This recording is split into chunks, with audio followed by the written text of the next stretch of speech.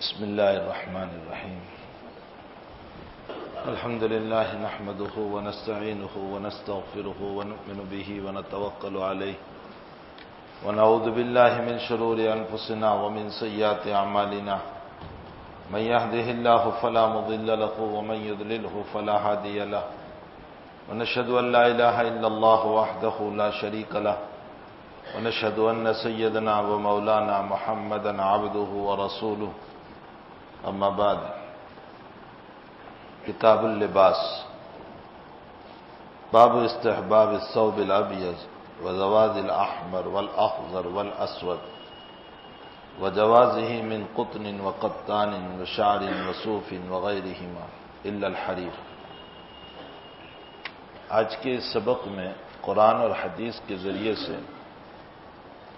انسان کی ایک بہت اہم ضرورت کے مسائل کو ذکر فرماتے ہیں. انسان کی ضروریات میں جیسے آپ نے اس سے پہلے پڑھا کھانا، تو کھانے کے مسائل حضرت نبی اکرم صلی اللہ علیہ وسلم سے کیا ثابت ہیں، آپ کیسے کھانا تناول فرماتے تھے. اگرچہ کھانے کے باب میں کچھ مسائل تشنہ رہ گئے تھے، باقی رہ گئے تھے، جیسے حضرت نے پیاز، لہسن، اسی طرح بدبودار چیز کھا کر مسجد میں آنے سے منع فرمایا، اور حضرت نے ارشاد فرمایا کہ جو اس طرح کی چیزیں کھائیں فلا یقربن مساجدنا، وہ ہماری مسجدیں میں نہ آئیں. کچا پیاز اور کچا لہسن اور اسی طرح جو چیز بدبودار ہوتی ہے، ان چیزوں کو کھا کر حضرت نے مسجد میں آنے سے منع فرمایا. اس کی وجہ یہ ہے کہ انسانوں کو بھی تکلیف ہوتی ہے، اور ایک بہت اہم مخلوق جو ہماری نمازوں میں ہوتی ہے، فرشتے، ان کو بھی تکلیف ہوتی ہے. البتہ علماء نے یہ لکھا ہے کہ اگر تمہیں کھانا ہو تو آپ اتنے وقت پہلے کھا لیں اور پھر منہ کو اچھی طرح ایسا صاف کر لیں کہ جس کی بنیاد پر منہ سے بدبو نہ آئے. حضرت نبی اکرم صلی اللہ علیہ وسلم تو پکا ہوا بھی نہیں کھاتے تھے، لہسن اور پیاز پکا ہوا نہیں کھاتے تھے. بخاری شریف میں ہے کہ آپ کے دسترخوان پر ایک مرتبہ کھانا پیش کیا گیا، تو حضرت نے پوچھا کہ اس میں کیا کیا چیزیں ڈالی ہیں. بتایا گیا تو حضرت نے یوں کہا کہ کلو، تم کھا لو، میں نہیں کھاؤں. فرمائے یا رسول اللہ صلی اللہ علیہ وسلم، اس میں جو چیز ڈالی گئی ہے وہ تو پک چکی ہے، بدبو اس کی دور ہو چکی ہے. حضرت نے فرمایا بات تو تمہاری صحیح ہے، انی اناجی ملا تناجی، میں اس سے باتیں کرتا ہوں جن سے تم باتیں نہیں کرتے ہو، یعنی جبریل امین علیہ السلام. اور فرشتوں کو ایسی چیزوں کی بھی بدبو، جب فرشتوں کو انسان جھوٹ بولتا ہے، کوئی چیز کھائی نہیں، اس جھوٹ بولنے کی بدبو معلوم ہوتی ہے، اور انسان جب جھوٹ بولتا ہے تو فرشتہ بہت دور چلا جاتا ہے اس کے جھوٹ کی بدبو کی وجہ سے. افسوس یہ ہے کہ ہمارا مسلمان طبقہ جھوٹ میں بہت مبتلا ہے. اللہ ہمیں سچ بولنے کی توفیق عطا فرمائے. اللہ کے حبیب نے فرمایا کہ دیکھو، سچائی تمہیں نجات دیتی ہے، جھوٹ تمہیں ہلاک کرتا ہے. نبی علیہ السلام نے ایک روایت میں ارشاد فرمایا کہ جھوٹ اللہ کی وباؤں کو لاتا ہے. ٹھیک ہے، وقتی طور پر تو ہم جھوٹ بول کر کامیاب ہو جائیں گے، لیکن اللہ کی وباؤں کو لاتا ہے. مسلم شریف کتاب الایمان کی روایت میں ہے کہ جو آدمی بڑا ہو کر جھوٹ بولے، یعنی ایک انسان بادشاہ ہے یا باپ ہے یا اس طرح بڑا ہے اور وہ جھوٹ بولے، تو اس کی بہت بڑی وعید ہے، اتنی بڑی وعید، اتنی بڑی وعید کہ قیامت میں اللہ اس کی طرف نگاہ شفقت نہیں فرمائیں گی، محبت کی نگاہ سے اس کو نہیں دیکھیں. لا ينظر اللہ الیہ ولا یکلمہم یوم القیامہ، نہ اس سے نگاہ شفقت سے دیکھیں گے، نہ اس سے بات کریں گے. ولا یکلمہم، اس سے بات بھی نہیں کریں گے. جھوٹ سے اپنے آپ کو بہت بچائیں میرے بھائیوں. اللہ کی جہنم بجھ نہیں گئی ہے، اللہ کی جنت مٹ نہیں گئی ہے، اللہ مر نہیں گیا ہے۔ یاد رکھیں یہ ساری باتیں موجود ہے اپنی جگہ پر، اور قیامت میں ان گناہوں پر، ان اعمال پر نبی نے کچھ نہ فرمایا، کچھ نہ، صرف اتنا کہہ دیا، ارے تجھے میرا بھی خیال نہیں آیا، تو ہمارا کیا جواب ہوگا؟ تجھے میرا بھی خیال نہیں آیا، تو نے مجھ کو بھی نہیں دیکھا کہ تو جس طرح چاہتا تھا جھوٹ بولتا تھا اور جیسے چاہتا تھا تو کرتا تھا۔ تو فرشتوں کو تو جھوٹ بولنے پر جو بدبو ہوتی ہے اس کا جب احساس ہوتا ہے تو اللہ کے نبی علیہ السلام نے فرمایا اگرچہ پکی ہوئی چیز ہے لیکن پھر بھی میں نہیں کھاتا، اس لیے کہ میں ان سے باتیں کرتا ہوں جن سے تم نہیں کرتے۔ تو حضرت نے ایسی بدبودار چیزوں کو کھا کر مسجد میں آنے سے منع فرمایا۔ افسوس ہے ہمارے کتنے بھائی بیڑی اور سگریٹ مسجد میں آتے ہوئے ہی پیتے ہیں اور اسی بدبودار منہ کے ساتھ مسجد میں آتے ہیں، جس سے پڑوس والوں کو بھی تکلیف ہوتی ہے اور فرشتوں کو بھی تکلیف ہوتی ہے۔ اور یہ ایک ایسی بدبو ہے کہ آپ مسواک کرو یا کچھ بھی کرو جلدی دور نہیں ہوتی، اس کے لیے وقت لگتا ہے۔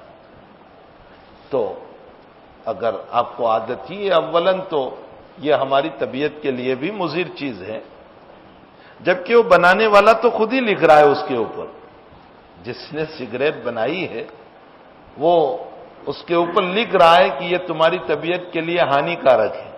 تو جب بنانے والا خود ہی اس کو تمہارے لیے مضر بتا رہا ہے، نقصان پہنچانے والی بتا رہا ہے، پھر بھی ہم ہیں کہ اس کو پیتے جا رہے ہیں۔ چلیے اگر عادت ہے آپ کو تو اتنے سویرے اور اتنے وقت پہلے پی لیں کہ مسجد میں آتے ہوئے بدبو دور ہو جائے۔ بعض لوگوں کو ہاضمہ خراب ہوتا ہے، ہضم نہیں ہوتا، ان کو چاہیے کہ اتنا سویرے کھا لے کہ جس کی وجہ سے منہ سے خطی ڈکاریں نہ آئیں، اس لیے کہ اس سے بھی پڑوسی کو تکلیف ہوتی ہے۔ اللہ کے نبی علیہ الصلوۃ والسلام نے ہر ایسا عمل جس کی بنیاد پر تمہارے پڑوسی کو تکلیف ہو، کسی کو تکلیف ہو، حضرت نے ایسے عمل سے منع فرمایا۔ تو ہمیں چاہیے کہ یہ سنت رسول ہے، آقا صلی اللہ علیہ وسلم کی سنت ہے، ہمیں اس کو اپنانا چاہیے۔ اسی کے ساتھ اور کچھ چیزوں کو بھی حضرت تناول نہیں فرماتے تھے۔ مثلا ایک مرتبہ آپ کے دسترخوان پر زبن پیش کی گئی۔ زبن کہتے ہیں گوہ کو، ہمارے وہاں اس کو گھوئی بولتے ہیں، دیواروں پر لگاتے ہیں۔ ایک بھنی ہوئی گوہ تھی، گھوئی تھی، حضرت کے دسترخوان پر پیش کیا گیا، بخاری شریف کی روایت ہے۔ حضرت نے فرمایا میں اس کو نہیں کھاتا، حضرت نے تناول نہیں فرمایا اس کو۔ البتہ جو وہاں صحابہ بیٹھے تھے، خالد ابن ولید وغیرہ، ان سے کہا، انہوں نے کہا کہ حضرت ہم کھا لیں، فرمایا کھا لو، فرمایا میں نہیں کھاتا، اس لیے کہ میرے ملک میں یہ نہیں ہوتی ہے تو میری طبیعت نہیں چاہتی۔ اسی لیے حنفیہ رحمہم اللہ تعالی کے وہاں گوہ کھانا مکروہ ہے، یعنی ہمارے مسلک میں اسے مکروہ قرار دیا گیا، اس لیے کہ حضرت نے خود تناول نہیں فرمائی۔ البتہ دوسرے مسلک میں امام شافعی وغیرہ کے وہاں اس کا جواز ہے، کھا سکتے ہیں، اس لیے کہ وہ فرماتے ہیں نبی کے دسترخوان پر صحابہ نے کھائی، اس سے انہوں نے جواز نکالا۔ ہم کہتے ہیں کہ جواز اپنی جگہ، لیکن حضرت نے خود تناول نہیں فرمایا، اس لیے ہم اس کی کراہت کے قائل ہیں۔ نبی اکرم صلی اللہ علیہ وسلم نے جن جانوروں کا گوشت تناول فرمایا، اس میں گائے ہے، اس میں اونٹ ہے، اس میں بکرا ہے، ان جانوروں کا گوشت نبی اکرم صلی اللہ علیہ وسلم نے، اسی طرح مرغی ہے، حضرت نے اس کا گوشت بھی تناول فرمایا۔ کل 7 جانور ہے، جس میں کچھ پرندے ہیں اور کچھ جانور ہیں، اس میں مرغی کا گوشت بھی، اور ابو موسیٰ اشعری رضی اللہ تعالیٰ عنہ کی روایت سے ثابت ہوتا ہے، حضرت ابو موسیٰ اشعری رضی اللہ تعالیٰ عنہ ایک مرتبہ مرغی کا گوشت تناول فرما رہے تھے، ایک صاحب آئے، حضرت نے فرمایا آؤ کھا لو۔ انہوں نے کہا کہ میں مرغی کا گوشت نہیں کھاتا۔ فرمایا کیوں نہیں کھاتے؟ فرمایا اس لیے کہ میں نے مرغی کو بدبو کھاتے دیکھا ہے، یعنی بدبو میں چونچ مارتی تھی، اس لیے میں نہیں کھاتا۔ تو ابو موسیٰ فرماتے ثقلت کا امک، تیری ماں تجھ کو روئے، تجھ سے بہتر نبی کریم صلی اللہ علیہ وسلم کو میں نے کھاتے دیکھا ہے اور تو جو ہے نفرت کر رہا ہے۔ اس روایت سے علماء نے ثابت کیا کہ حضرت نبی اکرم صلی اللہ علیہ وسلم نے مرغی کا گوشت بھی تناول فرمایا ہے۔ تو جن کا گوشت حضرت نے تناول فرمایا، جیسے نیل گائے کا گوشت حضرت نے تناول فرمایا ہے، عمرے کے لیے تشریف لے جا رہے تھے، احرام بندھا ہوا تھا اور حضرت قتادہ رضی اللہ تعالیٰ عنہ نیل گائے کا شکار کر کے لے آئے۔ حضرت قتادہ کا احرام نہیں تھا، صحابہ کو پیش کیا گوشت، تو صحابہ ڈر گئے کہ حالت احرام میں شکار تو ممنوع ہے اور یہ شکار کا گوشت ہے۔ صحابہ نے کہا ہم نہیں لیتے۔ حضرت نبی علیہ السلام کے پاس یہ مسئلہ پہنچا تو حضرت نے صحابہ سے پوچھا حل اشرتم، تم نے کوئی اشارہ کیا تھا، یعنی یہ جانور تم نے بتایا تھا، تم نے کوئی مدد کی تھی ذبح کرنے میں، شکار کرنے میں، تم نے کوئی تعاون کیا تھا؟ فرمایا نہ، ہم نے کچھ نہیں کیا۔ حتیٰ کہ حضرت ابو قتادہ رضی اللہ تعالیٰ عنہ اونٹنی پر بیٹھے تھے اور آپ کا کوڑا ہاتھ میں، وہ نیچے گر گیا، صحابہ سے کہا مجھے کوڑا دے دو، تو صحابہ نے کوڑا بھی نہیں دیا کہ نہیں ہم اتنی بھی مدد نہیں کرتے، تو بالکل مدد ہم نے نہیں کی یا رسول اللہ۔ تو پھر حضرت نے فرمایا کہ تم کھا سکتے ہو، اس لیے کہ وہ تو ذبح کر کے لائے ہیں، شکار کر کے لائے ہیں اور وہ حلال تھے، ان کے لیے جائز تھا، اب اس کا گوشت کھانا تمہارے لیے جائز ہے۔ تو حضرت نبی اکرم صلی اللہ علیہ وسلم نے نیل گائے کا گوشت بھی تناول فرمایا ہے۔ اس طرح قریباً 7 جانور ہو جاتے ہیں جس کا حضرت نے گوشت تناول فرمایا ہے۔ باقی اور جانوروں سے متعلق حضور پاک صلی اللہ تعالی علیہ وسلم نے قباحتیں بیان فرمائی، کہیں حرمت بیان فرمائی، کہیں نفی فرمائی۔ تو کھانے میں بھی اللہ کے نبی کا معمول مسلم شریف کی روایت میں ہے، حضرت کے سامنے کوئی اجنبی کھانا آتا تھا، یعنی ایسا کھانا کہ جو کھانا آپ کے وہاں نہیں ہوتا تھا، تو حضرت پہلے پوچھتے تھے بتاؤ یہ کیا ہے، یہ نہیں کہ آلتی پالتی مار کر ہماری طرف بیٹھے اور بس ہپا ہپ شروع کر دیا جو آیا وہ، یہ طریقہ نہیں۔ اگر کوئی چیز ایسی ہے کہ جو نہیں ہے، ہم نے کبھی نہیں دیکھی اور وہ ہمارے دسترخوان پر آ گئے، ہمیں پوچھنا چاہیے کہ یہ کیا چیز ہے۔ جیسے بعض ممالک کے لوگ سانپ کھاتے ہیں، چائنا کے لوگ سانپ کھاتے ہیں، ان کی دکانوں میں چلے جاؤ تو سانپ ملیں گے آپ کو، چھپکلی کھاتے ہیں۔ اب بتائیے کہ اس طرح کی کوئی چیز ہمارے دسترخوان پر ٹکڑے کر کے آ گئے اور ہم نے اس کی کوئی تحقیق نہیں کی، یا بعض ایسی چیزیں جو سمندر میں ہوتی ہے لیکن ہمارے وہاں مکروہ ہے، کرچلا ہمارے وہاں مکروہ ہے، اب ہمارے سامنے آ گیا، یا اور اس طرح کی کوئی چیز۔ تو جو چیز ہم نے کبھی دیکھی نہیں اور ہمارے دسترخوان پر آ جائے، ہمیں اس کی پہلے تحقیق کرنا چاہیے کہ بھئی یہ کیا چیز ہے۔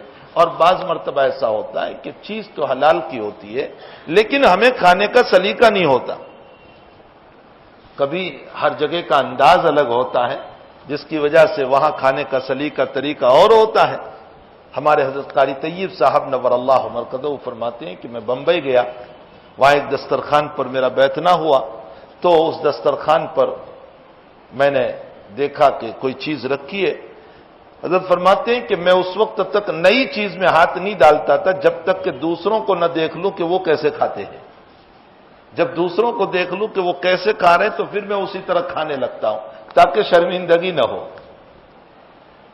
آخر میں نے دیکھا کہ لوگ پلیٹ کو بھی کاٹ کر کھا رہے ہیں، تو میں نے سوچا کہ یہ کیا بات ہے، تو پھر میں نے اس کی مثال یہ سمجھی جیسے آئس کریم کا کون، کہ آئس کریم کے ساتھ کون بھی کھایا جاتا ہے، اسی طرح کی وہ پلیٹ ہوگی۔ حضرت نے فرمایا کہ اب میری سمجھ میں آیا کہ یہ بھی کوئی ساتھ میں کھانے کی چیز ہے۔ تو حلال چیز کے سلسلے میں بھی کبھی دیکھنا چاہیے کہ شرمندگی نہ ہو۔ مزار علوم سہارنپور میں حضرت مولانا امیر احمد صاحب سہارنپوری رحمۃ اللہ علیہ بہت بڑے استاذ محترم ہیں، حضرت شیخ رحمۃ اللہ علیہ کے بھی استاذ ہوتے ہیں، مولانا زکریا صاحب رحمۃ اللہ علیہ کے بھی۔ حضرت مولانا امیر احمد صاحب رحمۃ اللہ علیہ آخری زندگی میں بینائی کمزور ہو گئی، تو دسترخوان پر زردہ تھا، حضرت سمجھے کہ کھچڑی ہے تو حضرت نے ترکاری ڈال لی،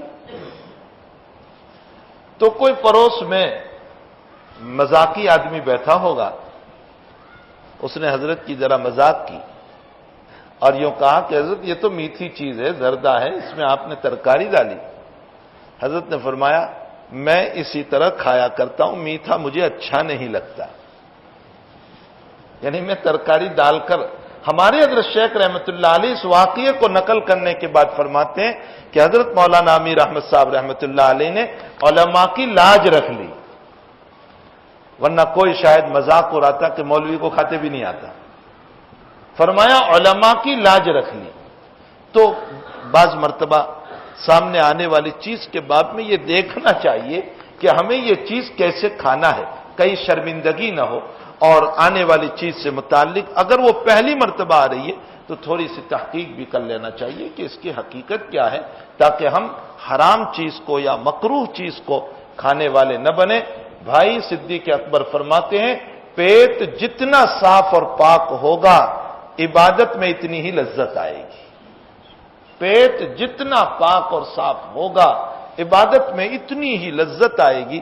آج ہی تہجد کے باب میں کچھ روایتیں گزری، ابواب التہجد بخاری شریف میں میرا سبق چل رہا تھا، اس میں بہت ساری روایتیں ہیں۔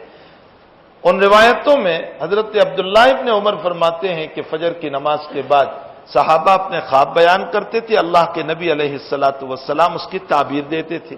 کبھی حضرت اپنا خواب بیان فرماتے تھے اور تعبیر دیتے تھے۔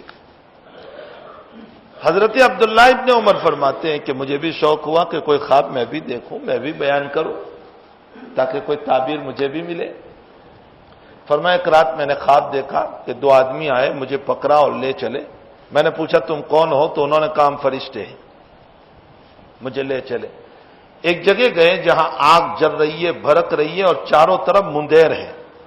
کنویں کے اوپر جو دیوار ہوتی ہے نا، مین بناتے ہیں، ایسی دیوار ہے، اس میں سے آگ بھر، اور اس میں کچھ لوگ ہیں جن کو میں جانتا ہوں کہ وہ جل رہے ہیں۔ میں اس آگ کو دیکھ کر بھاگا تو ان دونوں فرشتوں نے مجھے پکڑا کہ بھاگو مت، کچھ نہیں ہوگا۔ صبح اٹھا، فرمایا کہ میں تو مسجد ہی میں سوتا تھا اس لیے کہ میری شادی نہیں ہوئی تھی۔ عبداللہ ابن عمر فرماتے ہیں رجل شاب، میں نوجوان تھا، شادی نہیں ہوئی تھی تو مسجد نبوی میں سوتا تھا، لیکن میری ہمت نہ ہوئی میرے کم عمر ہونے کی بنیاد پر کہ میں حضور سے اپنا خواب پیش کروں، کہ شاید کوئی یوں نہ سمجھے کہ بہت بڑا خواب دیکھنے والا آ گیا، اس لیے میں چپ چاپ رہا۔ لیکن میں نے اپنی آپا جان، اپنی بڑی بہن جو نبی کریم صلی اللہ علیہ وسلم کی زوجہ محترمہ ہے اور ہم سب کی ماں ہے، حضرت حفصہ رضی اللہ تعالیٰ عنہ جو عبداللہ ابن عمر کی بہن ہے، ان سے کہا کہ میں نے یہ خواب دیکھا ہے، تم ذرا حضرت سے پوچھ لینا۔ تو میری آپی نے، میری بہن نے، میرے باجی نے میرا یہ خواب حضرت نبی اکرم صلی اللہ علیہ وسلم سے پوچھا کہ عبداللہ نے اس طرح خواب دیکھا ہے، تو حضرت نے تعبیر کچھ نہیں دی، حضرت نے اتنا فرمایا نعم الرجل عبداللہ لو قام فی اللیل قلیلا، بخاری شریف میں ہے عبداللہ بہت اچھا لڑکا ہے اگر رات میں تھوڑی سی تہجد پڑھ لے۔ اب محدثین بحث فرماتے ہیں کہ ادھر خواب ہے اور ادھر حضرت یہ فرما رہے ہیں کہ عبداللہ اچھا آدمی ہے، رات میں تہجد پڑھ لے، دونوں میں مناسبت سمجھ میں نہیں آتی۔ محدثین فرماتے ہیں کہ اصل میں اس میں یہ بتایا جا رہا ہے کہ یہ جو آگ کو دیکھ کر بھاگنے لگے اور ڈر گئے، فرمایا عبداللہ اگر تہجد پڑھتا تو یہ کبھی ڈرتا نہیں اور بھاگتا نہیں، اس لیے کہ تہجد پڑھنے والے کے دل کو اللہ مضبوط بناتا ہے۔ انسان تہجد پڑھتا ہے، اللہ تعالیٰ اس کے دل کو مضبوط بناتا ہے۔ وہیں روایت میں ایک بات اور آئی، قرآن کریم میں اللہ تعالیٰ جہاں تہجد کا مسئلہ ذکر فرماتے ہیں سورہ اسراء کے اندر، اقم الصلاۃ لدلوق الشمس الی غسق اللیل وقرآن الفجر ان قرآن الفجر کان مشہودا، اقم الصلاۃ لدلوق الشمس الی غسق اللیل، طلوع آفتاب کے بعد سے لے کر رات تک میں نمازیں پڑھو۔ تو یہ دن کی ساری نمازیں آ گئی، ظہر عصر، اس لیے کہ طلوع آفتاب کے بعد ظہر عصر مغرب عشاء، وقرآن الفجر، اس میں فجر کی نماز آ گئی، ان قرآن الفجر، تو پانچوں نمازیں آ گئی۔ آگے فرمایا وَمِنَ اللَّيْلِ فَتَحَجَّدْ بِهِ نَافِلَةً لَكَ، اور رات کے کچھ حصے میں تہجد کا اصل معنی ہوتا ہے نیند کو چھوڑنا، اونگ کو چھوڑنا، یہ تہجد کا معنی ہے۔ ترک الحجود، ترک نیند، نیند کو چھوڑنا، اس کو تہجد کہا جاتا ہے۔ اور یہ نماز نیند کو چھوڑ کر پھر پڑھی جاتی ہے، یعنی نیند سے اٹھ کر پڑھی جاتی ہے، اس لیے اس کو تہجد کہا گیا۔ وَمِنَ اللَّيْلِ فَتَہجد بِهِ، اور فرمایا رات کے کچھ حصوں میں تہجد پڑھ لیا کرو، یعنی اٹھنے کے بعد کچھ نمازیں پڑھ لیا کرو۔ نافلۃ لک، اس کا معنی نفل نہیں، اس کا معنی یہ ہے ہم یہ زائد نماز تمہیں دے رہے ہیں۔ حضرت شیخ الہند نے اس کا ترجمہ فرمایا بطور بخشش کے تمہیں دے رہے ہیں، ہماری طرف سے یہ بخشش ہے۔ عسیٰ ان یبعثک ربک مقاما محمودا، مجھے اس پر ایک بات سنانا ہے۔ عسیٰ ان یبعثک ربک مقاما محمودا، اگر تم تہجد پر ہوگے تو نبی علیہ السلام کو فرمایا گیا کہ ہم آپ کو مقام محمود عطا کریں گے۔ مقام محمود کیا ہے؟ نبی کے لیے جب مقام محمود بولا جاوے تو شفاعت کبریٰ، یعنی قیامت کے دن میدان حشر میں سب کی سفارش جلدی شروع ہو، اس کے لیے جو سفارش ہوگی اسے مقام محمود کہا گیا۔ فرمایا تہجد پڑھو گے تو ہم تمہیں مقام محمود عطا کریں گے، یہ تو نبی کے لیے ہو گیا، لیکن امت تہجد پڑھے گی تو قرآن تو امت کو بھی کہہ رہا ہے نا، عسیٰ ان یبعثک ربک مقاما محمودا، اے تہجد پڑھنے والو ہم تمہیں بھی مقام محمود عطا کریں گے۔ تو امت کے مقام محمود کا کیا معنی؟ محدثین نے لکھا ہے کہ امت تہجد پڑھے گی تو مقام محمود کا معنی ہے، محمود کا معنی تعریف کیا ہوا، یعنی اگر تم تہجد پڑھو گے تو یہ تہجد پڑھنے والے میرے بندو میں دنیا میں تمہاری تعریف کراؤں گا، تمہیں عزت دوں گا کہ تم مرو گے تو بھی دنیا تمہاری تعریف کرتی رہے گی، تمہیں ایک مقام ملتا رہے گا۔ تو بھائی نبی علیہ السلام کے لیے مقام محمود شفاعت کبریٰ، اور امت کے لیے مقام محمود یہ ہے کہ اللہ تعالیٰ ان کی تعریف کرائے گا، ان کو عزت دے گا اور ان کے قلب کو مضبوط بنائے۔ اور کیوں نہ دیں وہ اللہ، کیوں نہ دیں؟ اس لیے کہ یہ نماز تو نفل ہے، اور بندہ اس نفل نماز کو ادا کرنے کے لیے، فرض تو ہے نہیں، نفل ہے، لیکن نفل کو ادا کرنے کے لیے میٹھی نیند چھوڑ رہا ہے، گرم گرم بستر چھوڑ رہا ہے، اور پھر آخری رات کی نیند تو اور بھی بہت میٹھی ہوتی ہے۔ شروع رات میں نیند نہ آوے تو نہ آوے، آخری رات میں تو بہت نیند آتی ہے، جس کو دار کا درد ہو اس کو بھی آخری رات میں نیند آ جاتی ہے۔ تو آخری رات کی نیند تو بہت میٹھی ہوتی ہے، تو میٹھی نیند کو اس نے قربان کیا، گرم بستر کو چھوڑا، بیوی گود میں تھی اس کو بھی چھوڑ دیا، تو بیوی چھوڑی، گرم بستر چھوڑ دیا، میٹھی نیند کو چھوڑ دیا، اور اللہ کے لیے یہ کھڑا ہو گیا۔ اللہ کہتا ہے یہ تیرا کھڑا ہونا میری محبت ہی کے لیے ہوا، کوئی فرض نماز تو تھی نہیں، نفل نماز ہے، میری محبت کے لیے کھڑا ہوا۔ دنیا میں میں جب آپ کو یوں کہوں کہ میں آپ سے محبت کرتا ہوں تو آپ میرے لیے کتنے اپنے دل کو لے کر کے قربان ہو جاتے ہیں کہ مل صاحب نے مجھے کہا کہ مجھ سے محبت کرتے ہیں، آپ ایک دم سے اوپر ہو جاتے ہیں۔ اللہ کہتا ہے جب تم میری محبت میں کھڑا ہو گیا تو پھر میری طرف سے یہی ملے گا کہ اس وقت تو اٹھے گا تو میں تیرے سارے گناہوں کو معاف کر دوں گا۔ حل میں مستغفر، حل میں مسترزق، میں رزق کے دروازے کھول دوں گا، میں تیرے عزت کے دروازے کھول دوں گا، میں تیری تعریف کے دروازے کھول دوں گا۔ لیکن افسوس کہ ہمیں وہ تہجد کا ذائقہ ہی نصیب نہیں ہوا، ہمیں اس کی لذت ہی نصیب نہیں ہوئی۔ جو لوگ اٹھتے ہیں، شاہ ولی اللہ صاحب رحمۃ اللہ علیہ فرماتے ہیں کہ رات کے آخری پہر میں نماز پڑھنے میں ہمیں جو لذت آتی ہے، ان بادشاہوں کو، مغلیہ سلطنت اس وقت تھی، بادشاہوں کو خطاب کر کے کہہ رہے ہیں ان بادشاہوں کو اگر پتہ چل جائے تو وہ ہمارے ذائقے کو لے کر اپنی حکومت ہمیں دے دیں گے۔ یعنی کیا لذت ان کو آتی ہوگی، ہم چونکہ ان لذتوں سے واقف نہیں، ہمیں نیند کی لذت ہے، ہمیں اللہ کی لذت نہیں، اس لیے ہمیں اس کی قدر بھی نہیں ہوتی۔ اللہ کرے کہ ہم کچھ نہ کچھ ادا کرنے والے بنے۔ میں نہیں کہتا ہوں کہ آپ 3 بجے سے اٹھ جاؤ، آپ 4 بجے سے اٹھو، نہ، آپ رات تھوڑے سے جلدی سو جاؤ، اور صبح اس وقت 5:51 پر صبح صادق ہو رہی ہے، 5:50 5:51 پر صبح صادق۔ میں نہیں کہتا ہوں کہ بہت تم جلدی اٹھو، 5:15 بجے اٹھو، ایک آدھا گھنٹہ ہمارے پاس رہتا ہے، اب وضو استنجا سے فارغ ہو کر 4 رکعت 6 رکعت اللہ جو ہمیں نصیب فرمائے ہم ان رکعتوں کو پڑھ لیں اور پھر اللہ سے اس وقت دعا کریں اور پھر فجر کی نماز سے پہلے قرآن کی تلاوت کر کے فجر پڑھیں۔ دیکھو اللہ کی طرف سے کیا نورانیت اللہ تعالیٰ ہمیں عطا فرماتے ہیں۔ اور جو انسان رات میں سوتا ہے جلدی، اللہ تعالیٰ یقیناً اس کو اٹھنے کی توفیق دے ہی دیتا ہے، یقیناً خداوند قدوس اس کو اٹھا دیتا ہے، بشرطے کہ اس کے دل میں اس کے جذبات بھی ہو، اٹھنے کے اس کے جذبات بھی ہو۔ اللہ تعالیٰ ہمیں ایمان کا، دین کا ذائقہ اور اس کا اصل ٹیسٹ جو ہے وہ اللہ ہم سب کو نصیب فرمائے۔ تو کھانے پینے سے متعلق بھی بہت سارے مسائل، اسی طرح لباس اللہ کی بہت بڑی نعمت ہے۔ اللہ قرآن کریم میں فرماتے ہیں یا بنی آدم قد انزلنا علیکم لباسا یواری سوآتکم وریشا، اے آدم کی اولاد میں نے تمہارے لیے لباس اتارا۔ قد انزلنا علیکم لباس، اللہ نے کہاں لباس اتارا؟ کوئی لباس کی بارش برستی ہے؟ کہیں دیکھا کہ کپڑوں کی بارش برستی ہو؟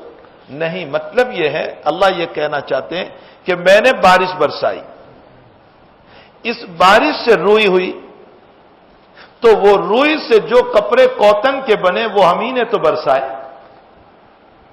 یہ غلہ جو ہم زمین سے کھا رہے ہیں یہ حقیقت میں مٹی ہے، یہ چاول ہے، یہ جوار ہے، یہ گیہوں ہے، یہ تو مٹی ہے اصل تو۔ اللہ نے بارش برسائی اور مردہ زمین کو زندہ کیا، اور مردہ زمین کو زندہ کر کے حق تعالی نے ہمیں مٹی کا دانہ بنا کر دیا۔ تو اللہ قرآن میں دوسری جگہ کہتا ہے ہم نے کھانا تمہارے لیے اتارا، تو کپڑے اتارے اس طرح پر کہ پانی برسایا، روئی نکلی اس سے کاٹن کے کپڑے ملے طرح طرح کے، اسی بارش کے ذریعے سے نیلگری کے درخت ہوئے۔ یہ جو پولیسٹر کپڑا جو ہوتا ہے وہ نیلگری کے درخت کی بھوکی سے بنایا جاتا ہے۔ آخر یہ درختوں کو کس نے اگایا؟ یہ تمام چیزیں کیا دنیا میں کسی انسان نے تخلیق کی ہے ان چیزوں کی؟ تم نے تو اللہ کی جو چیز بنائی ہے اسی میں ہیرا پھیری کی۔ لوہا آج تک کسی نے اپنی طرف سے بنایا ہو تو بتائیے؟ لوہا تو اللہ نے پیدا کیا زمین میں، پیتل اللہ نے پیدا کیا، چاندی اللہ نے پیدا کی، زمین میں ساری چیزیں اللہ نے پیدا کی ہے، انسان محنت کر کے اس کو نکالتا ہے اور نکال کر اسی میں کچھ نہ کچھ بناتا رہتا ہے، باقی انسان کچھ نہیں بناتا۔ اسی لیے اللہ نے اپنی صفت بیان کی خالق اس کو کہتے ہیں کہ جو اپنی قدرت سے کسی چیز کو بنائے، اور بندہ صانع ہے خالق نہیں ہو سکتا۔ صانع کا معنی کاریگر، اللہ کی پیدا کردہ چیزوں میں ہیرا پھیری کرنا۔ اس نے لوہا پیدا کیا تھا، اسی لوہے سے گاڑی بنائی، اسی لوہے سے پلنگ بنایا، اسی لوہے سے بیت بنایا، اسی لوہے سے مکان بنایا۔ تو کسی نے لوہا خود نہیں بنایا، یہ اللہ کی پیداوار ہے۔ اسی طرح اللہ کہتا ہے کہ ہم نے لباس آسمان سے اتارا تمہارے لیے، اس طرح پر کہ پانی برسایا اور پانی کے ذریعے سے ان ساری چیزوں کو اگایا، اور آگے فرمایا کیوں ہم نے لباس پیدا کیا؟ یواری سوآتکم، تاکہ تم اپنے ستر کو چھپاؤ۔ یواری سوآتکم، تم اپنے ستر کو چھپاؤ۔ دیکھو انسان ننگا ہوتا ہے کتنا برا لگتا ہے، خود انسان جب غسل خانے میں ہو تو کتنا برا لگتا ہے۔ کپڑے کے ذریعے سے انسان کی زینت آ جاتی ہے، انسان خوبصورت معلوم ہوتا ہے۔ فرمایا وریشا، اور ہم نے لباس کو تمہاری زینت کا ذریعہ بنایا، اس کے ذریعے سے تم اچھے لگتے ہو۔ یہ ہمارا احسان ہے کہ اسی لیے آدم علیہ السلام اور حوا علیہ السلام کو جب اللہ نے منع کیا تھا کہ جنت میں تمام چیزیں کھانا، یہ چیز نہ کھانا، اب وہ کیا چیز تھی اللہ بہتر جانتا ہے، نہ قرآن میں آئی نہ حدیث میں آیا، بس قرآن میں اتنا آیا کہ ایک درخت سے ہم نے منع کیا تھا، شجرہ۔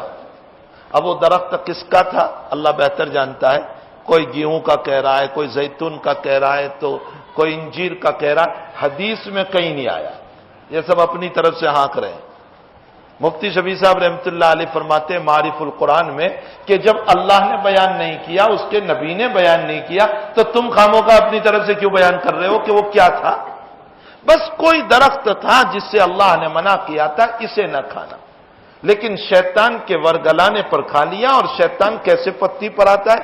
شیطان پتی پر اس کا سبق بھی بڑا عجیب و غریب ہوتا ہے. شیطان نے کیا پتی پر آئی؟ اور ڈائریکٹ آدم کے پاس نہیں، حوا کے پاس گیا، اس لیے کہ یہ عورتوں ہی کو چال میں پھنساتا ہے. حوا کے پاس گیا اور یہ سمجھایا کہ تم جانتے ہو اللہ نے جس کو کھانے سے منع کیا ہے اس کی اصل وجہ یہ ہے کہ اگر اس درخت کو کھا لو گے تو تم ہمیشہ جنت میں رہو گے، اور اللہ تمہیں جنت میں رکھنا نہیں چاہتا اس لیے منع کیا. کیا سبق پڑھایا؟ اب حوا جبر کرنے لگی آدم پر. ظاہر سی بات ہے کہ تبھی سے عورتوں کی حکومت چلی آئی مردوں پر. تو حوا نے زبردستی کی آدم علیہ السلام پر اور اس کو کھلایا. جیسے ہی کھایا، قرآن گواہ ہے کہ اللہ تعالیٰ نے کپڑے اتار دیے. دونوں کے کپڑے اتر گئے، خود بخود آٹومیٹک کپڑے اتر گئے اور دونوں برہنہ ہو گئے. اب جنت میں یہ مسئلہ پیش آیا. اللہ تعالیٰ قرآن میں فرماتے، واقعہ پورا قرآن میں موجود ہے، وہ اپنے آپ کو کبھی ادھر کبھی ادھر چھپانے لگے اور درختوں کے پتے توڑ توڑ کر اپنے سطر کو چھپانے لگے. بالآخر اللہ نے فیصلہ فرمایا کہ میں نے تم کو یہ کھانے سے منع کیا تھا، تم نے کھایا، بس اب تم جنت میں نہیں رہ سکتے، دنیا میں جاؤ. جس کے نتیجے میں دنیا میں اترنا پڑا. لمبی بات ہے، روایتوں میں اللہ کے نبی نے اس کو بہت کھول کر بیان فرمایا ہے. تو لباس اللہ کی عظیم نعمت ہے. ایک جگہ قرآن کریم میں اللہ آگے فرماتے ہیں وَجَعَلَ لَكُمْ سَرَابِيلَ تَقِيكُمُ الْحَرَّ وَسَرَابِيلَ تَقِيكُمْ بَأْسَكُمْ كَذَلِكَ يُتِمُّ نِعْمَتَهُ عَلَيْكُمْ لَعَلَّكُمْ تَشْكُرُونَ. اے لوگو، ہم نے لباس تمہارے لیے اس لیے پیدا کیا تاکہ تم گرمی سے بچو. اللہ تمہیں گرمی سے بچانا چاہتا تھا تو تمہیں لباس دیا. اللہ تمہیں سردی سے بچانا چاہتا تھا تو تمہیں لباس دیا. بعض لباس وہ ہیں کہ جو تمہیں مار سے بچاتے ہیں. وَسَرَابِيلَ تَقِيكُمْ بَأْسَكُمْ، جیسے زرہ انسان بختر پہن لیتا ہے جنگ کے موقع پر تو وہ اس کو بچاتا ہے. یا اسی طرح جہاد میں اور جنگ میں ریشمی کپڑا پہننے کی اجازت دی. ویسے ریشمی کپڑا حرام ہے، پہننا ممنوع ہے مردوں کے لیے. عورت پہن سکتی ہے لیکن مردوں کو منع قرار دیا، مرد نہیں پہن سکتے. میرے نبی علیہ الصلاۃ والسلام نے ایک مرتبہ ایک ہاتھ میں ریشم لیا اور دوسرے ہاتھ میں سونا لیا اور فرمایا ہادان حرامان علی ذکور امتی، ریشم اور یہ سونا میری امت کے مردوں پر حرام ہے. اور دوسری روایت میں حضرت نے فرمایا کہ جس نے دنیا میں ریشم اور سونا پہنا، جس مرد نے، اللہ جنت کے ریشم سے اور جنت کے سونے سے محروم کر دے گا. ایک مرتبہ مسجد نبوی سے باہر ایک کپڑا بیچنے والا کہیں سے آ گیا تھا. بخاری شریف میں ہے کہ وہ کپڑے بیچ رہا. معلوم ہوتا ہے اللہ کے نبی کے زمانے میں بھی مسجد کے باہر دکانیں لگتی تھی، اس روایت سے پتہ چلتا ہے.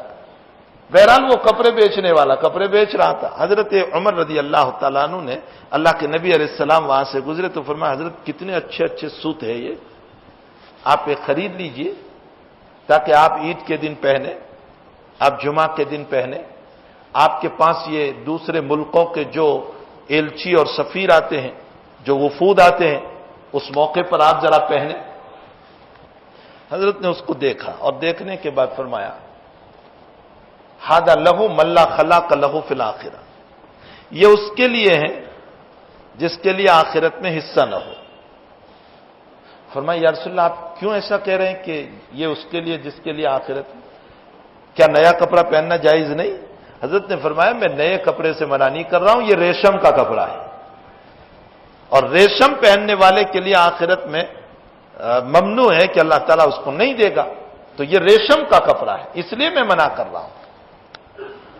اس لیے اللہ کے نبی نے نہیں خریدا. اب اتفاقاً کسی صحابی نے خریدا اور حضرت نبی اکرم صلی اللہ علیہ وسلم کو بطور ہدیہ بھیجا. اللہ کے نبی نے اس کو لیا اور لینے کے بعد حضرت عمر ہی کو ہدیہ دیا. پھر حضرت عمر کہنے لگے یا رسول اللہ آپ تو صبح یوں کہہ رہے تھے کہ یہ اس کے لیے ہیں جس کو آخرت میں نہیں ملے، تو کیا تم آخرت میں مجھے محروم کرنا چاہتے ہو؟ کیا آپ مجھے دے رہے؟ تو حضرت نے فرمایا کہ میں اس لیے تمہیں نہیں دے رہا ہوں کہ تم پہنو، تم ان کو دے دو جن کے لیے پہننا جائز ہے، اس لیے میں نے تم کو دیا۔ جیسے عورتوں کے لیے پہننا جائز ہے تو تم عورتوں کو دے دینا، یا اگر یہ مرد کا لباس ہے تو کسی ایسے کو دے دینا جس کے لیے جائز ہو۔ حضرت عمر رضی اللہ تعالیٰ عنہ نے اپنے رضائی بھائی، یعنی جس عورت سے عمر نے دودھ پیا اسی عورت سے اور ایک صاحب نے دودھ پیا تھا، لیکن وہ غیر مسلم تھے، وہ بھی اسلام نہیں لائے تھے حضرت، اور جب غیر مسلم تھے تو وہ اسلام کے قانون کے مکلف نہیں، اس لیے وہ ریشم پہن سکتے ہیں، وہ تو اسلام میں ممانعت ہے۔ تو حضرت عمر نے اپنے رضائی مشرک بھائی کو وہ ہدیہ کر دیا، اس لیے کہ اس کے لیے پہننا جائز تھا۔ بہرحال اللہ کے حبیب پاک صلی اللہ تعالی علیہ وسلم نے عمر کو دیا، عمر نے ان کو دے دیا۔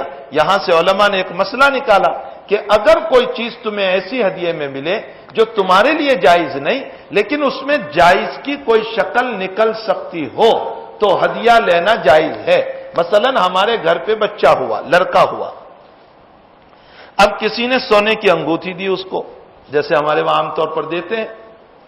سونے کی انگوٹھی لڑکے کو پہننا تو حرام ہے، مردوں کے لیے تو حرام ہے، وہ چھوٹا ہو یا بڑا ہو، لیکن چونکہ یہ انگوٹھی لے کر ہم اس کو بیچ کر اس کے پیسوں کے ذریعے سے بچے کا اور تو کچھ خرید سکتے ہیں، اس صورت میں اس سونے کی انگوٹھی کو پہنا کر نہیں، ویسے ہی بچے کے لیے ہدیہ لینا جائز ہوگا۔ یہ علماء نے مسئلہ نکالا۔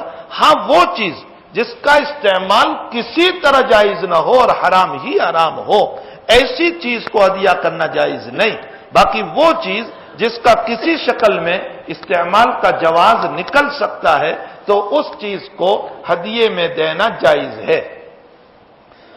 تو لباس اللہ کی ایک بہت عظیم نعمت ہے، فرمایا تمہارا بدن چھپتا ہے، وریشہ، اور اس کے ذریعے سے تم اچھے لگتے ہو، اور اللہ تمہیں سردی اور گرمی سے بچاتا ہے، اور اگر میدان جنگ میں ریشم پہن لیا تو اس صورت میں تلوار لگے تو پھسل جائے گی، حفاظت ہو جاتی ہے، بختر پہن لیا زرہ تو حفاظت ہو جاتی ہے۔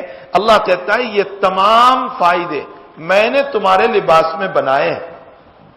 پھر اسی کے ساتھ فرمایا یا بنی آدم خذوا زینتکم عند کل مسجد، اے آدم کی اولاد، قرآن میں ہے، اے آدم کی اولاد جب تم نماز کے لیے آؤ تو زینت کا لفظ اللہ نے استعمال فرمایا۔ زینت کا معنی ہوتا ہے اچھے کپڑے، آپ کے وہاں بھی زینت اچھے کپڑوں کو کہا جاتا ہے۔ اللہ یہ کہہ رہا ہے کہ جب تم نماز پڑھنے آؤ تو اچھے کپڑے پہن کر آؤ۔ کیسے کپڑے پہن کر؟ علماء نے مسئلہ لکھا کہ جن کپڑوں کو پہن کر تم مارکیٹ میں، تم بازار میں، تم شادیوں میں اور تم اور جگہوں پر نہیں جاتے، ان کپڑوں کو پہن کر نماز پڑھنے نہ آؤ، مکروہ ہے۔ زینت کا لفظ قرآن نے استعمال، اب فجر کی نماز پڑھنے آ رہے ہیں، لنگی پہن کر آ گئے، کیا تم لنگی پہن کر دنیا کی مجلسوں میں جاؤ گے تو میرا اللہ اتنا سستا ہو گیا؟ ایک صاحب مجھے کہنے لگے کہ مولوی صاحب لنگی پہننا سنت ہے، میں نے کہا سنت ہے، اللہ کے نبی ہر وقت پہنتے تھے، اگر آپ ہر وقت پہنیں گے تو میں سمجھوں گا کہ سنت ہے، اگر آپ ہر وقت پہنے تب تو میں سمجھوں گا کہ سنت ہے۔ یہ تو نائٹ ڈریس ہے، تم ہر جگہ پہن کر نہیں جا رہے ہو، یہ تو نائٹ ڈریس ہوا جس کو پہن کر کے تم مسجد میں آئے، اس سے نماز پڑھنا مکروہ ہے۔ اسی طرح ایسے کپڑے پہن کر نماز پڑھنا کہ جن کپڑوں کو پہن کر تم عام مجلسوں میں نہیں جاتے۔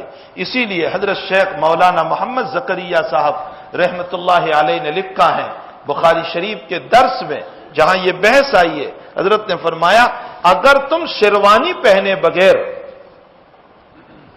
عام مجلسوں میں نہیں جاتے اور ان مجلسوں کو اٹینڈ نہیں کرتے شیروانی کے بغیر تو اللہ کے گھر میں بھی شیروانی پہن کر آؤ، اس لیے کہ اللہ بھی اس کا لائق ہے۔ یہیں سے علماء نے مسئلہ لکھا ہے کہ وہ ٹوپیاں جو مسجدوں میں رکھی جاتی ہے، یہ ٹوپیاں حقیقت ثیاب بزلا ہے۔ ثیاب بزلا کا معنی ہوتا ہے ایسے کپڑے کہ جس میں سے بدبو آوے، اور یہ ٹوپیاں پہن کر کوئی شادی کی مجلس میں نہیں جاتا، ان ٹوپیوں کو پہن کر کوئی اپنی میٹنگ کو اٹینڈ نہیں کرتا۔ تو میرا اللہ اتنا سستا ہو گیا کہ مسجد سے وہ ٹوپیاں اٹھا کر سر پہ رکھ لی، اس لیے علماء نے لکھا ہے کہ ان ٹوپیوں کو پہن کر نماز پڑھنا مکروہ ہے، اور جو نماز مکروہ ہوگی، آپ بتائیے ان ٹوپی رکھنے والے کو کوئی ثواب ملے گا؟ پھر خاموں کا کیوں رکھ رہے؟ یہ حضرت مولانا ابرار الحق صاحب ہردوئی رحمت اللہ علیہ محی السنہ نے بیان فرمایا ہے۔ تو ایسے کپڑے پہن کر مسجد میں نماز کے لیے نہیں جانا چاہیے، جن کپڑوں کو پہن کر تم عام مسجدوں کو، عام مجلسوں کو اٹینڈ نہیں کرتے، شادیوں کو اٹینڈ نہیں کرتے، تو اللہ کے دربار میں بھی اچھے کپڑے۔ دارالعلوم دیوبند میں ایک مصر کے آج سے 50-60 سال پہلے ایک بہت بڑے عربی ادب سکھانے والے، عربی زبان سکھانے والے ایک بہت بڑے ادیب آئے تھے، مصر سے بہت بڑے شیخ آئے تھے۔ جب وہ نماز کے لیے جاتے تو بہت شدید گرمی، جہاں وہاں سردی زیادہ ہوتی ہے وہاں گرمی بھی زیادہ ہوتی ہے، بہت شدید گرمی، اور اس شدید گرمی میں ظہر کے موقع پر 7 سال پہلے پنکھے ونکھے بھی نہیں تھے، شدید گرمی میں عام طور پر مصری لوگ امامہ باندھتے ہیں، امامہ باندھتے وہ اور عبا پہنتے، اور عبا پہن کر کے پھر مسجد میں شان سے جاتے ہر نماز میں، اور جیسے ہی ظہر کے بعد نماز پڑھ کے آتے اپنے حجرے میں تو یوں کر کے نکال دیتے، حارٌ شدید، بہت گرمی ہے، یہ کہہ کر فوراً عبا کو نکال دیتے تھے۔ تو کسی طالب علم نے، شاگرد نے، خادم نے پوچھا کہ حضرت آپ اس کو پہن کر کے پھر کیوں جاتے ہیں نماز میں جب اتنی گرمی لگتی ہے؟ تو فرمایا جب میں سبق پڑھانے اس کے بغیر نہیں جاتا تو میرے اللہ کے وہاں بھی اسی میں جاؤں گا۔ یہ مسئلہ ہے، اللہ کے دربار میں ہمیں جیسا ویسا لباس پہن کر کے نہیں آنا چاہیے۔ اسی لیے صاحب ہدایہ نے مسئلہ لکھا کہ ثیاب بزلا، یعنی ایسے بدبودار کپڑے یا ایسے کپڑے جس کو پہن کر کے عام میٹنگوں میں تم نہیں جاتے ہو، ایسے کپڑے پہن نماز ہو جائے گی، یاد رکھ کے نماز میں کوئی مسئلہ نہیں، نماز ہو جائے گی، لیکن ایسے کپڑے پہن کر کے نماز پڑھنا مکروہ لکھا ہے۔ اسی کے ساتھ عورتوں سے متعلق بخاری شریف میں روایت ہے اور مسلم شریف میں بھی، اللہ کے حبیب پاک صلی اللہ علیہ وسلم ایک مرتبہ تہجد کے موقع پر اٹھے اور ارشاد فرمایا کہ آج کی رات میں اللہ نے کتنے فتنے اتارے اور کتنی رحمتیں اتاری، نبی دیکھ رہے تھے۔ فرمایا میری گھر والیوں کو جگاؤ تاکہ وہ اٹھیں اور اللہ سے دعا کریں کہ اللہ جو تو نے رحمتیں اتاری وہ ملیں، اور جو فتنے اتارے اس سے حفاظت ہو جائے۔ اس موقع پر نبی علیہ السلام نے خاص عورتوں سے متعلق ایک بات ارشاد فرمائی، اور وہ بات یہ ہے رب قاسیۃ فی الدنیا عاریۃ فی الآخرہ، اس کا تعلق لباس سے، رب قاسیۃ فی الدنیا عاریۃ فی الآخرہ، دنیا میں بہت ساری کپڑے پہننے والی عورتیں، لیکن اللہ قیامت میں ان کو بغیر کپڑوں کے محروم کر دے گا اور کپڑے نہیں دے گا، کپڑوں سے محروم کر دے گا ان کو۔ اس حدیث کے مطلب میں محدثین نے، علماء نے بہت کچھ لکھا۔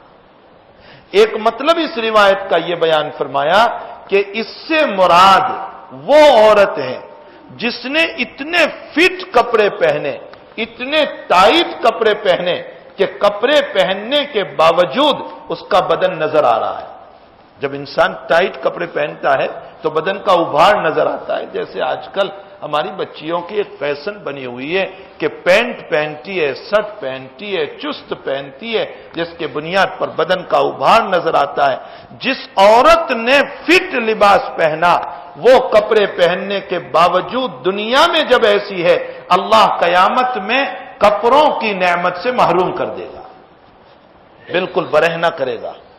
بہت بڑا مسئلہ ہے، بہت بڑا۔ اللہ ہماری بچیوں کو صحیح سمجھ عطا فرمائے اور نبی والا ذوق نصیب فرمائے۔ ایک دوسرا مطلب اس حدیث کا یہ بیان فرمایا کہ اس سے وہ عورت مراد ہیں جس نے باریک باریک اور پتلے کپڑے پہنے، اور ان پتلے کپڑوں کی وجہ سے بدن نظر آ رہا تھا۔ جیسے آج کل بہت سارے کپڑے ایسے نکلے ہوئے ہیں کہ پورا ہاتھ کھلا ہوا ہے، کپڑا تو پہنا ہے لیکن وہ آستین ایسی ہے کہ اس میں سے ہاتھ نظر آتا ہے۔ حالانکہ اس کا اتنا ہی ہاتھ سطر نہیں ہے، باقی یہ سارا ہاتھ سطر ہے اس کا۔ اسی لیے عورت کا اگر اتنا ہاتھ ایک رکن کے برابر کھل گیا، ایک رکن کے برابر، تو سطر کھل گیا، اور سطر کے کھلنے پر نماز نہیں ہوتی۔ تو صرف اتنا ہاتھ سطر نہیں ہے اس کا، باقی یہ ہاتھ پورا اس کا سطر ہے۔ اب بالکل یہاں سے لے کر یہاں تک جالی ہے، کپڑا تو ہے لیکن جالی، پتلا کپڑا، بدن نظر آ رہا ہے۔ فرمایا جس نے ایسے کپڑے پہنے اللہ قیامت میں جنت کے لباس سے اسے محروم کر دے گا۔ ایک تیسرا مطلب یہ بیان کیا کہ دنیا میں شوہر یہ اپنی عورت کا لباس ہے، ہن لباس لکم وانتم لباس لہن، عورت مرد کا لباس، مرد عورت کا لباس، تو مرد اور شوہر اپنی بیوی کا لباس ہے۔ جس نے اپنے شوہر کی تعظیم نہیں کی، تکریم نہیں کی، احترام نہیں کیا، اس کے حقوق کو پورے نہیں کیے، فرمایا اس نے شوہر کی نافرمانی کی، تو یہ دنیا میں اپنے لباس کی نافرمانی کی، اللہ قیامت میں جنت کے لباس سے محروم کر دے گا۔ اور بھی مطلب اس روایت کے بیان فرمائے ہیں۔ اس سے ایک مطلب یہ بھی بیان کیا گیا کہ وہ عورت مراد ہے جس نے اپنے سطر کی پرواہ نہیں کی، اور سطر کی پرواہ کیے بغیر کپڑے پہن رہی ہے، اللہ تعالیٰ اس کو لباس سے محروم کرے گا۔ تو لباس کی ایک بڑی اہمیت ہے، لباس ہمارا کیسا ہونا چاہیے۔ اللہ تعالیٰ نے ایک عظیم نعمت ہم کو دی ہے لباس کی، لیکن لباس شریعت کے مطابق ہم پہنے، ایسا لباس پہنے، خاص کر کے عورتیں کہ جس کی بنیاد پر بدن کا ابھار نظر نہ آئے، اور مرد نماز میں ایسا لباس پہن کر کے آئے جن لباسوں کو پہن کر کے عام مجلسوں میں ہم جاتے ہیں، ایسا گھٹیا لباس پہن کر اللہ کے دربار میں ہمیں نہیں آنا چاہیے۔ یہ جو ہے، اور سائنس والوں نے بھی لکھا ہے، ایک عجیب و غریب مسئلہ ہے، میں انشاءاللہ آگے روایت آئے گی تو میں وہاں اس کی وضاحت کروں گا اگلی مجلس میں۔ حضرت نبی اکرم صلی اللہ علیہ وسلم کو سفید لباس بہت پسند تھا، حضرت کو سفید البسوا ثیابکم البیض وکفنوا فیہا موتاکم، حضرت فرماتے سفید کپڑا پہنا کرو اور اپنے مردوں کو سفید کپڑوں میں دفناؤ۔ حضرت کو سفید لباس بہت پسند تھا، اسی لیے ایک روایت میں ہے نبی اکرم صلی اللہ علیہ وسلم کی یہ روایت جس کو ابھی میں نے پڑھی، البسوا البیاض فانھا اطہر واطیب، سفید کپڑا جو ہے نا اطیب بھی ہے، صاف ستھرا بھی ہے، اطہر پاکیزہ بھی ہے، وکفنوا فیہا موتاکم، اور تمہارے مردوں کو بھی سفید کپڑوں میں دفناؤ۔ رواہ النسائی والحاکم، امام نسائی اور امام حاکم نے اس روایت کو نقل فرمایا ہے۔ تو اللہ کے نبی کو سفید لباس بہت پسند تھا۔ اب کس رنگ کا لباس نبی اکرم صلی اللہ علیہ وسلم پہنتے تھے میں انشاءاللہ اگلی مجلس میں اس کو ذکر کروں گا، لیکن یہ ضرور ہے کہ حضرت کو سفید کپڑا محبوب تھا، پسند تھا، حتیٰ کہ جب حضرت دنیا سے رخصت ہوئے تو آپ جو چادر چھوڑ کر گئے تھے وہ بھی سفید ہی تھی، اور جو امامیں آپ کے تھے اس کی بحث بھی انشاءاللہ آگے آئے گی۔ حضرت نبی اکرم صلی اللہ علیہ وسلم کا امامہ عام طور پر، زیادہ طور پر حضرت نے جو امامہ باندھا ہے وہ یا تو سیاہ رنگ کا امامہ تھا یا سفید رنگ کا امامہ تھا۔ سفید رنگ کا امامہ، فتح مکہ کے موقع پر حضرت نے سیاہ رنگ کا امامہ باندھا تھا، کالے رنگ کا امامہ باندھا تھا، اور غزوہ حنین کے موقع پر نبی اکرم صلی اللہ علیہ وسلم نے سفید کپڑے کا امامہ باندھا تھا۔ تو عام طور پر حضرت سفید یا سیاہ رنگ کا امامہ باندھتے تھے۔ حضرت کو سفید کپڑا بہت پیارا تھا، حتیٰ کہ صحابہ کرام بھی نبی اکرم صلی اللہ تعالی علیہ وسلم کو دیکھ کر اس کا اہتمام فرماتے تھے۔ سائنس والوں نے بھی لکھا ہے کہ سفید کپڑا جو ہوتا ہے نا وہ سردی میں جلدی ٹھنڈا نہیں ہوتا اور گرمی میں جلدی گرم نہیں ہوتا، اللہ کہ پولیسٹر کا مسئلہ ہو، جیسے آج کل تو ایسے کپڑے نکلے ہیں کہ کم بغیر پھٹتے ہی نہیں جلدی، برسوں تک چلتے ہی رہتے ہیں، کہ نئے کپڑے بھی نہیں آتے پھر تو، اس لیے کہ یہ پھٹیں گے نہیں تو نئے آئیں گے بھی نہیں۔ ہمارے حضرت فرماتے ہیں، حضرت شیخ مولانا یونس صاحب دامت برکاتہم العالیہ، فرمایا کہ میرے غربت کا زمانہ تھا، جب میں پڑھنے کے لیے آیا تو اس موقع پر میں یہ سوچتا تھا کہ ٹائر کے کپڑے بنا لوں، ربڑ کے کپڑے، میں سوچتا تھا کہ ربر کے کپڑے بنا لوں تاکہ ربر کے کپڑے جو ہیں وہ ایک ہی منٹ میں صاف بھی ہو جائیں اور بہت زیادہ محنت بھی نہ کرنی پڑے۔ فرمایا اس بے وقوف کو اتنا پتہ نہیں تھا کہ ربر کے کپڑوں میں گرمی کتنی ہوتی۔ تو اب تو ایسے کپڑے نکلے ہیں پولیسٹر کے کہ وہ جلدی پھٹتے بھی نہیں ہیں۔ بہرحال سفید کپڑا جو ہوتا ہے وہ سردی میں بھی جلدی ٹھنڈا نہیں ہوتا، گرمی میں بھی بہت جلدی گرم نہیں ہوتا۔ تو یہ سائنس کے اعتبار سے بھی اس کا، لیکن ہم سائنس پر مدار نہیں رکھتے، ہم تو اپنے نبی کے فرمان پر مدار رکھتے ہیں۔ ہمیں اپنے نبی کی باتوں پر بھروسہ ہے، اعتماد ہے۔ میرے نبی کو جو چیزیں پسند تھی اگر ہم اس کو اپنائیں گے تو انشاءاللہ تعالی اس پر ہمیں بہت ثواب ملے گا۔ اللہ تعالی ہم تمام کو ان سنتوں پر عمل کی توفیق عطا فرمائے۔ انشاءاللہ تعالی جو دوسری باتیں ہیں لباس کے باب میں وہ اگلی مجلس میں ذکر کی جائے گی۔ جہاں تک یہ عورت کا مسئلہ ہے، عورت کو یہ اجازت ہے کہ وہ اپنے شوہر کے لیے اچھا لباس اختیار کرے۔ اب رہ گیا مسئلہ کہ اس نے چست کپڑا پہنا لیکن وہ گھر میں اپنے شوہر کے سامنے جیسے نائٹ لباس ہوتا ہے، یہ ممانعت نہیں ہے، یہ اس وعید میں نہیں ہے۔ وعید جب ہے جبکہ لوگوں کو دکھانے کے لیے باہر ایسے کپڑے پہن کر نکلتی، باقی شوہر کے لیے تو اس کو زینت اختیار کرنے کو بھی کہا گیا۔ پھر اس کا بدن کا اکثر حصہ ستر بھی نہیں ہے شوہر کے لیے، تو پھر اسی کے ساتھ اگر اس نے چست کپڑے پہنے تو شوہر ہی کی نظر پڑے گی اور شوہر کے لیے تو بالکل جائز ہے، اس لیے یہ مسئلہ اس میں داخل نہیں ہوگا۔ پوچھنے والے کو اللہ جزائے خیر دے، اچھا ہوا پوچھ لیا تاکہ اس مسئلے کی وضاحت ہو گئی۔ ویسے روایت میں جو لفظ آیا کسی نے اس کا ترجمہ پیتل سے کیا ہے اور کسی نے اس کا ترجمہ تانبے سے کیا ہے، دونوں طرح ترجمہ ہوا ہے، اس لیے اگر کسی نے پیتل کے برتن کو استعمال کیا یا تانبے کے برتن کو استعمال کیا، دونوں برتن میں پانی پی سکتے ہیں، کوئی حرج نہیں ہے۔ یہ جناب جو ہیں کیا نام ہے سید صاحب 72 سال کی عمر ہے اور 72 دن سے قوما میں ہیں، درخواست ہیں، وہ دعا کی درخواست کر رہے ہیں کہ اللہ تعالیٰ ان کو شفائے دائمہ مستمرہ نصیب فرمائے۔ اور ذکر کی مجلس انشاءاللہ تعالی اگلے منگل کو مغرب کے بعد ہوگی۔ اس میں پوچھا ہے کہ ذکر کی مجلس کب ہوگی، اگلے منگل کو مجلس مغرب کے بعد ہوگی۔